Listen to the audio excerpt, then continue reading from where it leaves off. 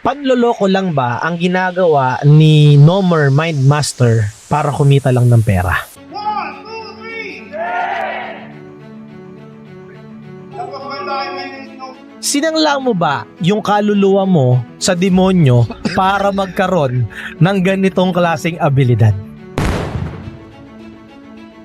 Now we've entered that age. Yung Aquarius is air sign. Now everything is uploaded in the cloud. Everything is about Air. Oo, ano? air is about now it's everything is about wisdom, everything is about knowledge. Mhm. And naalala mo every time may pagpapalit ng age may mga purging na nangyayari. Oo. Okay, yeah. Kay Moses may mga pinatay na baby, kay Mm. Jesus Christ ganun din, si King Herod may pinapatay. Mhm. COVID happened. Oo Yung nga, virus no? nasa air.